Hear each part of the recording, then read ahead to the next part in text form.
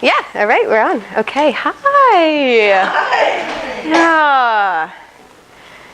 So one of the things that I'm really passionate about is creating space within space. So we have here in this room space, obviously. Yeah, we have a space. But within this space, we are each bringing our own energy. Yeah? And in our own energy, there's lots of space. Yeah? So what I'd like you to do is just be willing to drop into the space of this room. And kind of let go. Another thing I'm passionate about is physicist David Bohm has a technique called Bohmian dialogue. Has anybody ever heard of David Bohm and dialogue? So dialogue is about coming together as a group and thinking together. And so another thing that I'm going to invite you to do is to, as you have thoughts as I'm talking, invite them into the space. And I'm going to leave the last 15, 20 minutes or so. Maybe somebody can kind of point at me at about 20 minutes before we're done. And I want to drop into the space together, and I want to tap into the collective intelligence that's here in this room. So what that looks like is we don't really have an agenda. Yeah, we don't know what we may say. Maybe something will come to you when I'm talking, and you're like, I would never say that out loud. Yeah, go there. Yeah. Okay, because I want the last part of our time together to be about honoring the space that we are creating together right here, right now. That's really important to me. So, my name is Reverend Jen Pierre-Rich. I was ordained in 2001 by I love to call you my spiritual mother, but yeah, Wanda Bibi. Okay, I'm going to try to get through this without crying many times. Okay, yeah, but that's okay if it comes. If it comes, it's okay. There have been times in my life since I've known Wanda and Linda Marie where they have believed in me more than I believed in myself. And that is a gift. It transcends mentoring. Yeah, it's a soulful gift when somebody can see you at your best, when you can't see yourself. And I have always felt held by the Alliance of Divine Love in that spirit. That even when I was most lost, I knew that my spiritual family was here and that I was supported. So thank you, Wanda. And thank you, Linda Marie. All right. So I'd like to start kind of with a little bit of background about where I come from. Because what that's going to do is it's going to help you understand what brings me here today. Yeah? And why I'm passionate about what I'm passionate about, which I'm going to tell you about. So I'm going to go back to my childhood and we'll come forward. Yeah? So I was born in California in 1973. When I was 6 months old, my father was an alcoholic. My mom was the only worker in our home. So a lot of the times, my brother and I, my brother's 3 years older, we would be alone with my dad. And he was often drinking. One day, my mom was at work and my dad was going to go pick up my mom from work. I was 6 months old. And rather than, of course, he was drinking, so rather than putting me in a car seat as a baby, he wrapped me up in blankets, put my brother in the back, who was a Volkswagen Bug, and we went to go pick up my mom from work, and we got into an accident. And I went onto the ground, onto the floor. So they hauled my dad off to jail, and they took me to the hospital, my brother and I. And it was when I went to the hospital that the doctors discovered that I was full of cancer. Stage 3 neuroblastoma in my spine. It had metastasized into my body. And so thank God, you really can't get mad at your dad for being an alcoholic, right? Because it saved my life. My mom had no idea. Yeah. So when you have, as many of you know, early childhood trauma, between the physical and psychological trauma of really, let me back up. I was lucky to live by Stanford University in California. At Stanford, they were doing experimental treatments. And my cancer was so advanced that it was pretty much do whatever, because I was going to die. And so my mom signed all kinds of releases for experimental treatment, and I had massive doses of adult total body radiation. I was about that big, that long, yeah. So, thank God, yeah. It destroyed the cancer. I had surgeries, removed the tumors. But what that experience did for me, and what all childhood trauma does for us, typically, not everybody, but typically, is it creates a false identity.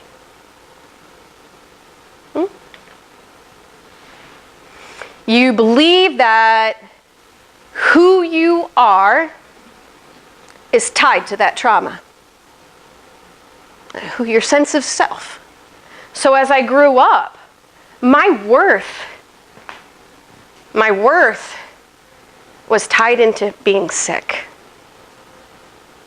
I didn't know how to be a healthy person. I didn't know who I was beyond my trauma. My self-identity was totally constructed out of trauma. Yeah? So all of that grew into who I was as a young adult, carrying all of that trauma into a really sort of wild and wicked young adulthood. Yeah. Very painful. I suffered. My thoughts, in my mind, I suffered. Because I didn't know how to separate myself from it. When you have that trauma, as a young child, your perception is that the world is outside of you, yeah? And I'm a physical object. But when you do that to the psyche, you dislocate yourself. Yeah, psychologically, you're dislocated from your wholeness, from your goodness. And I was profoundly dislocated from my wholeness. 10 years ago, I walked straight into the life of my dreams. And you would think, it's good, right? Life of your dreams. I met my wife, Iris. You may have heard me talk about her. Just a truly solid, loving, stable, normal, as weird as that is. Yeah? So here I come with my raging trauma straight into the perfect life. Right? So what happens? Right? So what happened was that I was sabotaging the best thing that ever happened to me. And I knew it. I knew it. And I knew that it was coming to a point that if I did sabotage that best thing that ever happened to me, I wanted to die. I really did. I couldn't live knowing that I had been so close to that great life that I knew I deserved and I wanted. I couldn't live with that, right? And so, after a fight with my wife, all based in old, stuff that was coming up for me, I spiritually, psychologically collapsed.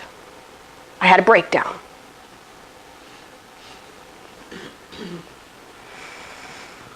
In that psychological breakdown,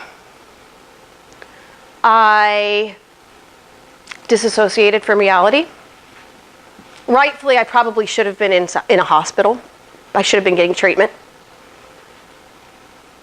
But what happened was, I said to the universe, I don't want to live like this anymore. I don't want to carry it. And suddenly what came to me, I had just a brief exposure to self-inquiry. Is everybody familiar with self-inquiry? Yeah? It's using your mind to look at your thoughts. Using the energy of your mind to investigate your mind. And I had just a brief exposure to self-inquiry. But it was enough at that breakdown point that I started to go inside of my mind, and I started, as I started to remove from life, and as I separated from the world psychologically in this breakdown, I became obsessed with looking at my painful thoughts. I became obsessed with going inside of myself energetically and going to those points of trauma to look at them. Because I had a sense that that's where it was, yeah? I had a sense that if I went into my darkness, that maybe there was something there. Because Krishnamurti, a beautiful teacher, says that really unless you have lost everything and are willing to, really break down, you can't really do that work of waking up to your true nature, right? You really have to lose everything and feel like everything has been dropped out from the bottom. Yeah. In Karen's song, she says, I go inside of my mind, yeah, when I feel like I'm lost. In the lyrics of the song, she says, when I feel like I'm lost, I go inside my mind and I can hear spirit gently say, yeah, it's only love. Right? Well, I found this to be true. That kind of the more I went into my psyche and into my thoughts and into my behavior, I started to discover something really powerful. Presence. Being. And for the first time in my life, I was really alone with myself. But I actually wasn't alone. It turned out. Where I live in Georgia is along the Chattahoochee River. And along that river, there is a community of trees. Yeah? And I think that they were witnessing my breakdown. And my being alone. And my suffering. And I just would lay on the ground and just watch my thoughts. Like literally, these were my days. I didn't brush my teeth for maybe weeks. No bathing. Just obsessed. Oh, there's a thought. Trace that thought. Who's having that thought? Where did that come from? And these trees started to communicate with me. Because somehow I had detached enough from ordinary reality that they started to communicate through my consciousness. And as I went farther away from the world, I didn't know if I would even come back. I mean, last I had heard from the world, I was dying. Yeah. And so the trees were communicating with me their most intimate teachings.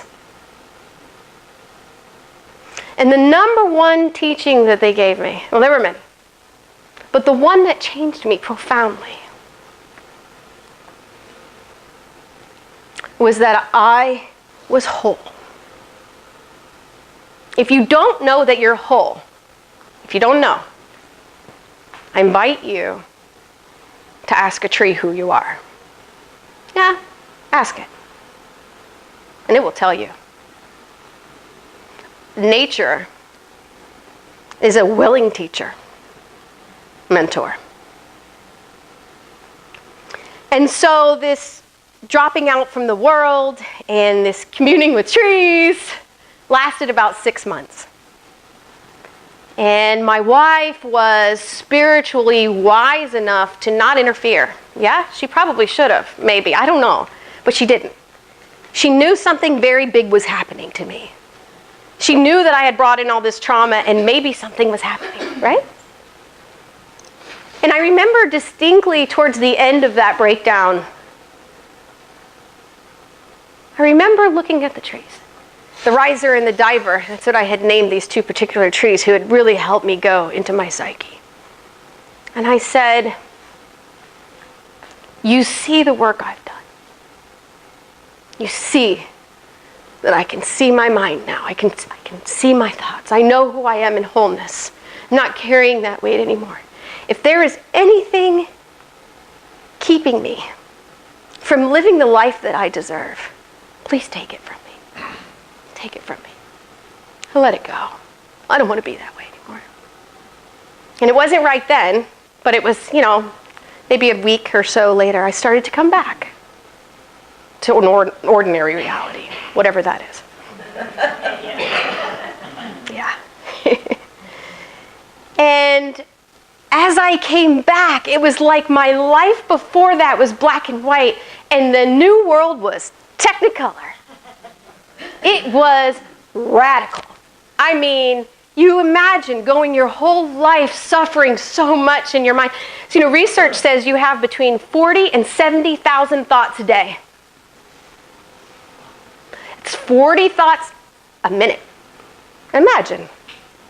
And so if your suffering is all about being attached to your thoughts, imagine being drug around by 50,000 thoughts a day and thinking that all of them are you and define who you are. Imagine that's a full-time job. And suddenly I was without a job. I wasn't tending to 50,000 thoughts a day. Or the thoughts were still coming, but they didn't drag me. Yeah. I wasn't suffering from them anymore. Yeah. And so something really radical happened. It was that I was living a new kind of life. A liberated life. It's not that suffering doesn't still happen, because it does. And the difference between then and now is that I don't suffer from my suffering. Yeah. So I'm still having 50,000 thoughts a day. I'm just not being drug around by them anymore. So when I came out of that awakening experience, I had this just floodgate opened of energy, of creativity. I always had thought I was an artistic person. I always thought I was an artist. I had that identity. Yeah. But it was attached to something mental. It wasn't actually my experience. Well, when I came out of that gate, I started to experience myself as a truly, not that I was creative, but that the universe, that God was using me to be creative. I was a channel, and I was clear enough. And I did this huge, there were so many artistic projects that came out of that, but one of them was called the Form Factory. The Form Factory is a collection of over 120 digital self-portraits where I merged myself with different things. Weather, animals, people, states of mind. Yeah, you could find this on my Facebook page. It's there. It was like a purging, and it was like I had to visually represent what the oneness. Yeah, the God, the unity consciousness that I was experiencing on the inside, I needed to show that. I needed to articulate that with a creative, it wasn't even by choice. I was pulled to purge a lifetime of suffering, of energy into creativity. Another thing that happened was that I became just fascinated by the psyche, my psyche, our psyche, and nature, because I had this big experience with the help of the trees, and I was like, what? I didn't know conceptually what had happened to me. It was like my wife and I, we were just driving. We went and visited this beautiful spiritual man in Tennessee, and he was somebody who was sort of living in oneness. And I said, John, his name is John Troy. I said, and he's this old, almost 90-year-old guy, and he's sitting in his underwear and his tighty-whities in his office. And I said, I don't know what's happened to me. And he says, you've come home. And I needed to hear that. I needed to hear that I was home. I needed that validation.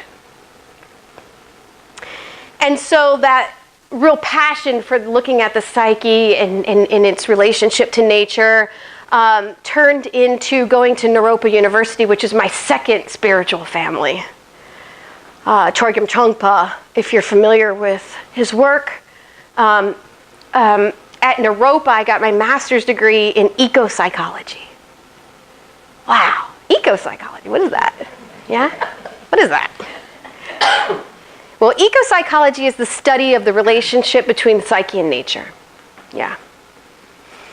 And it was like they opened this Pandora's box in my curiosity to know what had happened to me. Suddenly a whole life was waiting for me of learning, of knowing, of information.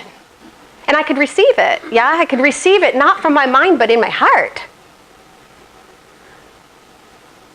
And so at Naropa, it was like another awakening. I've had a mini series of awakenings. Yeah, one of my books, the subtitle is, A Year of 1,000 Awakenings.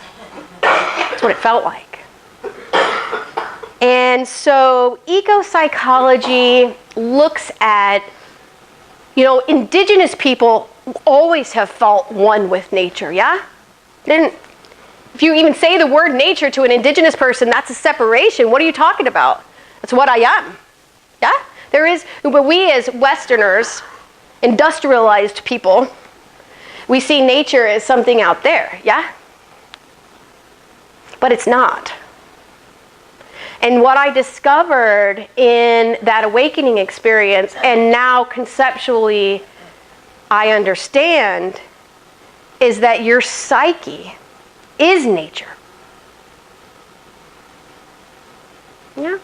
Your mind is literally the process and structure of nature. We think of our minds as these, so if we're inside of our mind and we have an identity coming from our mind, we don't even have a chance to look at, what is this mind? And a lot of times you'll hear people sort of, I don't want to say poo-poo on the mind. That's probably not an original way to say it, but the mind is kind of vilified. Because for a lot of us it means suffering, right? Our thoughts bring us a lot of pain. And so one of the big awakenings that I had was to experience my own mind as something beautiful. Right? The same thing that had caused me so many years of suffering, that I wanted to die because it hurt so much, suddenly was recognized as this beautiful thing that was powerful.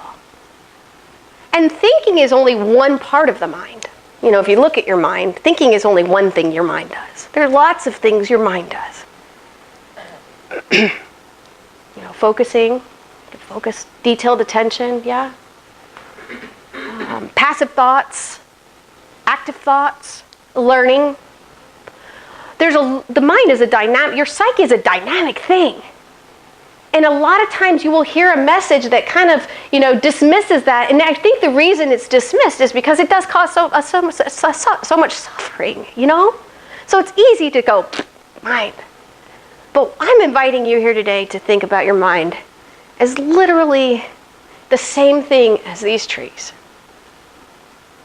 There's no difference between the thoughts in your head and the leaves on that tree. Innocent. Good. Healthy. Even if you don't experience it that way, it truly is. Truly. Now my work, I'm getting my PhD at California Institute of Integral Studies. And my research is into the psyche and nature, psychological liberation. What does that mean? Jen, what do you mean, psychological liberation? All I mean by that is simply the awareness that you are not your thoughts, that there's space in between your thoughts, If your mind is running and it's constantly going, thought, and you don't have a space there, well, you got to get into that space. Because if you don't, you will suffer from your mind. Your thoughts will hurt you. I don't know if any of you have experienced that. Yeah, that your thoughts can become a prison. There is another possibility, which is that your mind is a tool of God. It's a beautiful thing. Yeah? And so, one of the things that eco-psychology kind of looks at is why, just going back to the indigenous people have always felt, that connection to nature. Why are we as modern people disconnected? Why are we doing to the earth? Why are we destroying our habitat? Because we are. Yeah? Anybody heard of the Anthropocene, that word? It's literally the new epoch that we're going into as a human species, which is that we have created so much damage on this earth that we are literally changing the earth with our behavior.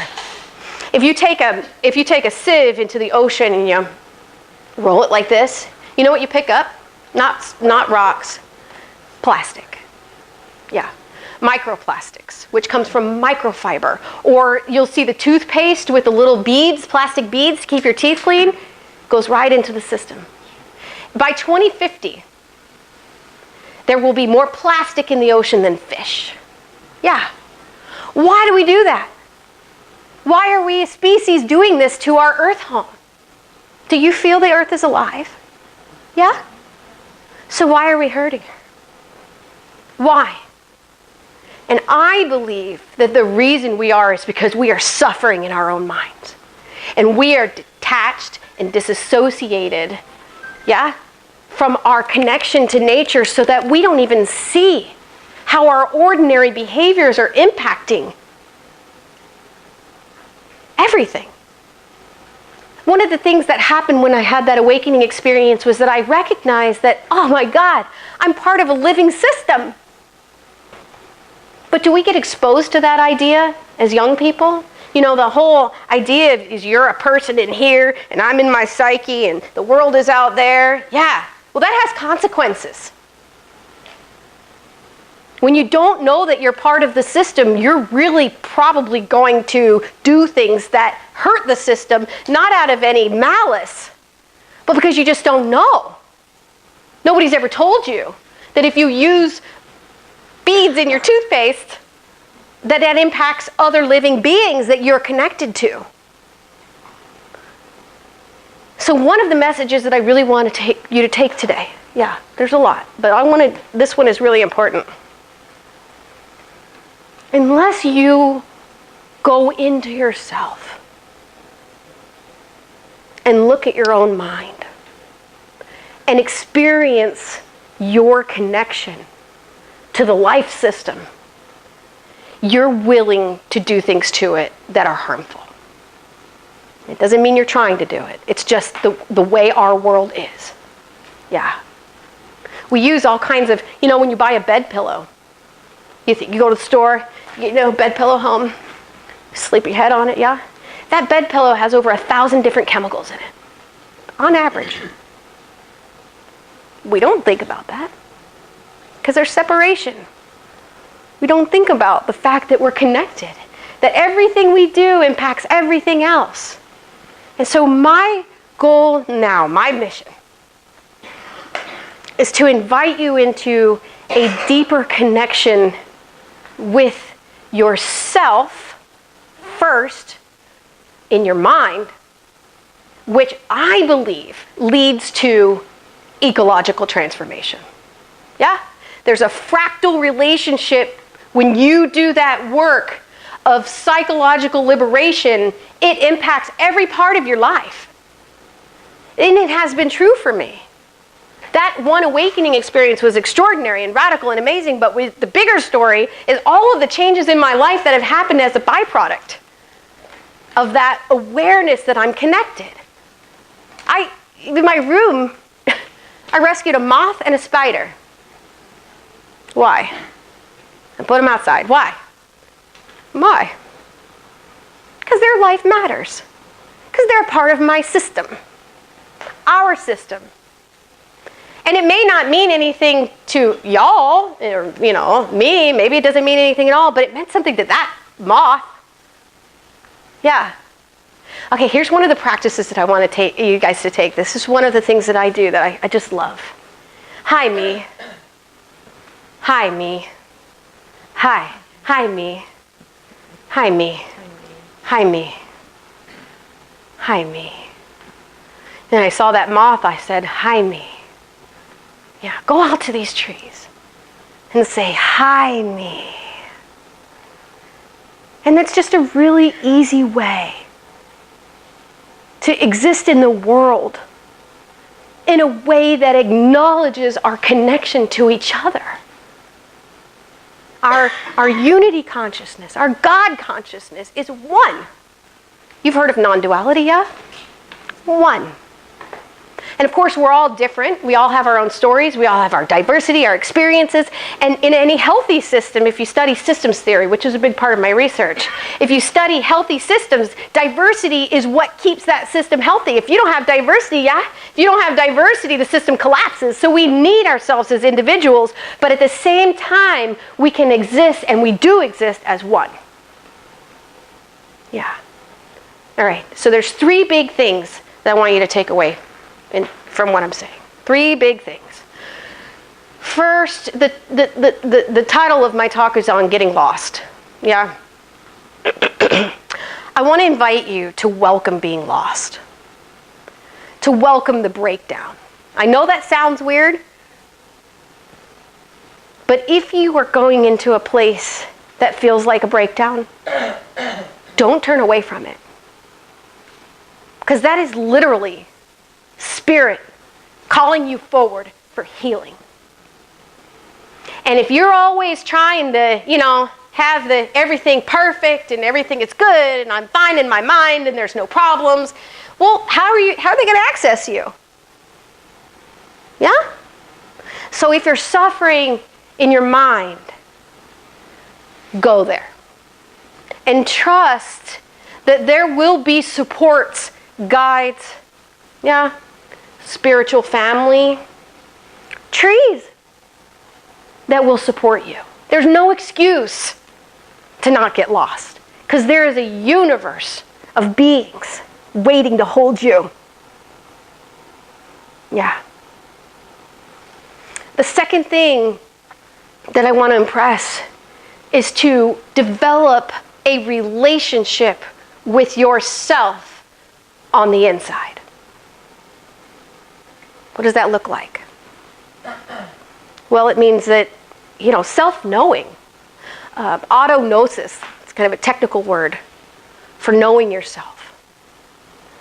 Go inside and look at your thoughts. If you're just driving at a red light and you have a thought, what is that thought? Yeah, explore it. Look at it. And one of the things that happens when you do that is it's kind of like when you